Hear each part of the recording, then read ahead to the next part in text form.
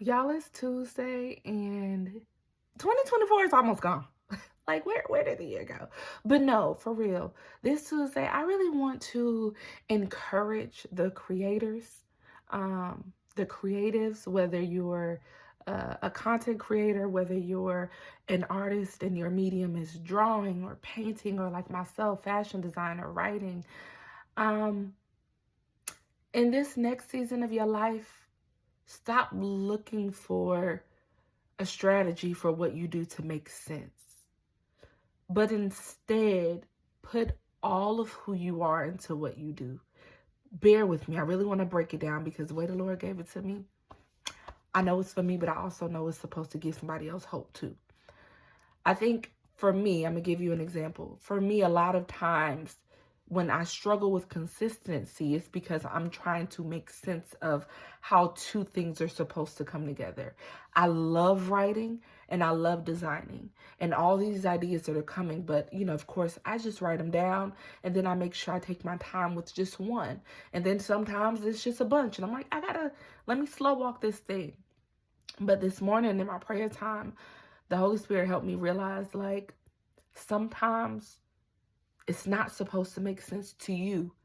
Sometimes you have to trust that if these are the two mediums or the two giftings that I'm bringing to the surface, and you feel this much joy and this much fulfillment out of both, then the ideas I give you where you're merging the two, just do it. Don't do it with the hopes of understanding why.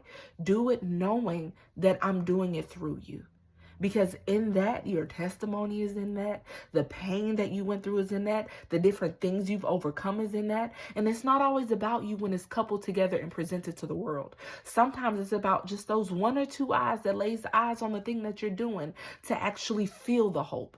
It's one thing to say, oh, I want to inspire people. But it's another thing to actually reinforce hope to others. And I say that because when Jesus died for us, we had to have hope in him. We had to have hope that we would be reconciled back to God.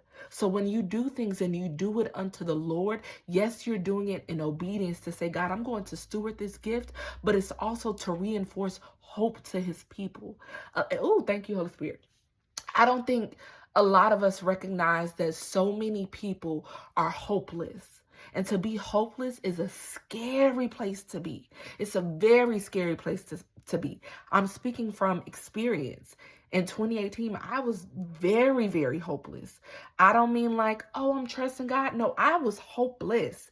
I was lost. I didn't know who I was. I was questioning who God was. I had suicidal ideations.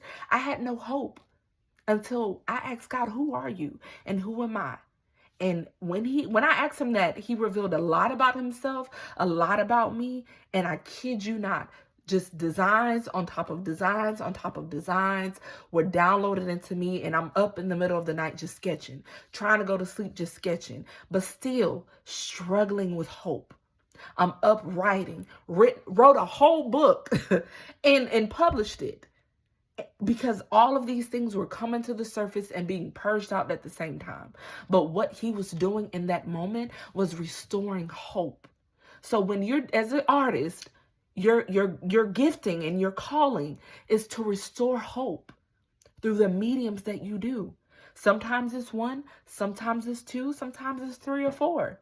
And if you mix them together and you try to make sense of it, don't. Because that's when confusion comes in. That's when the enemy tries to intimidate you. Just do it. That is God revealing his glory through you and using you as a vessel. You just have to be willing. Restore hope to his people. Okay? That's all I got.